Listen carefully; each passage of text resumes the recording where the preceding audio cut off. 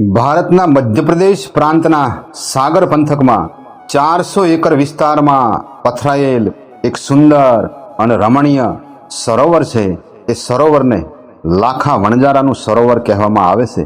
ભારતના દરેક પ્રાંતમાં લાખા વણજારાનું નામ આદર અને પ્રેમથી લેવાય છે.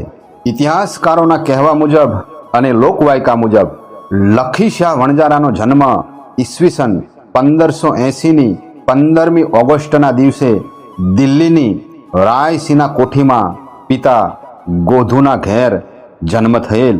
તેમના દાદાનું નામ ઠાકુરદાસ વણજારા હતું.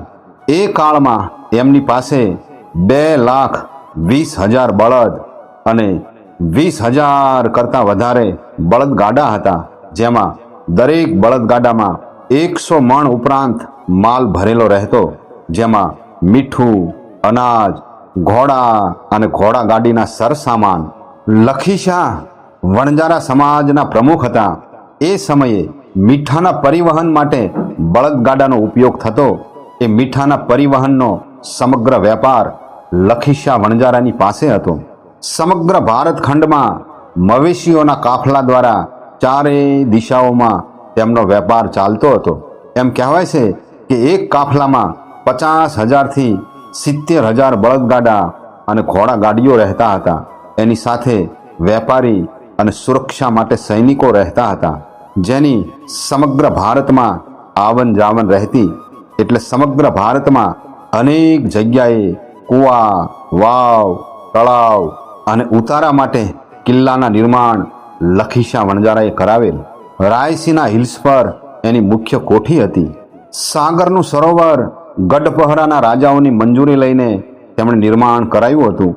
માલ લઈને જ્યારે કાફલો નીકળે તો બળદ, ઘોડા અને સૌને પાણી મળી રહે. એમ કહેવાય છે કે આજથી 400 વર્ષ પહેલા લાખા વણજારા દુનિયાના સૌથી મોટા વેપારી હતા. એનો ઠાઠ માઠ રાજા સમાન હતો, કારણ એના 4 કાફલામાં અંદાજે 2.5 લાખ મવેશીઓ અને 10 લાખથી વધારે માણસો સાથે ચાલતા હતા. બીજી એક લોકવાયકા મુજબ ગઢપહેરાના રાજા ઉદયનશાહે 1660માં પાણીની તંગીના કારણે 400 એકરમાં બનેલા સરોવરના કિનારે નવું નગર વસાવ્યું હતું. એ સમયે વણજારા સમાજના લોકોને સરોવર અથવા તળાવ બનાવવાની આવડત હતી. એમ કહેવાય છે કે વણજારા સમાજે એ સમયે સમગ્ર દેશમાં અનેક તળાવો, વાવ અને કૂવાઓનું નિર્માણ કરેલું. એક લોકવાયકા મુજબ સાગરના સરોવરમાં પાણી નહોતું, એટલે રાજાએ ઢંઢેરો પીટાયો કે જે કોઈ પોતાના પ્રાણની આહુતિ આપશે તો સરોવરમાં પાણી આવશે. રાજાને જ્યોતિષીઓએ કહેલું હતું કે કોઈ સાત્વિક મનુષ્યની આહુતિ આપવાથી આ સરોવરમાં પાણી આવશે. આમ 400 એકરમાં પથરાયેલા સરોવરમાં પાણી ન હોવાથી લોકો પાણી વિના તલસતા હતા. સાગર નગરમાં વણજારાનો કાફલો ઉતર્યો હતો, જેના પ્રમુખ લાખા વણજારા હતા. તેઓ પણ સરોવરમાં પાણી ન હોવાથી ઉદાસ અને વ્યથિત હતા. એમના કાફલામાં પણ લાખો માણસો, બળદો, ઘોડા જેવા પશુઓ હતા.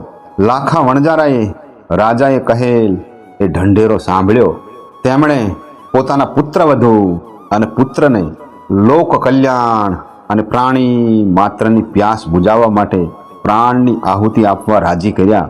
આમ લાખા વણજારાના પુત્ર અને પુત્રવધુએ વાજતે ગાજતે સરોવરમાં પ્રવેશ કર્યો અને સરોવરમાં પાણી દેખાવા લાગ્યા. બંને પતિ પત્નીએ સરોવરમાં જળ સમાધિ લીધી અને સરોવર પાણીથી છલોછલ ભરાઈ ગયું. સમગ્ર માનવ સમાજ અને પ્રાણી માત્રના કલ્યાણ માટે વાવ, તળાવ, કૂવા, સરોવર બંધાવનાર દાનવીર લાખા વણજારા અને તેમના પુત્ર અને પુત્રવધુને આજે આપણે નતમસ્તક વંદન કરીએ.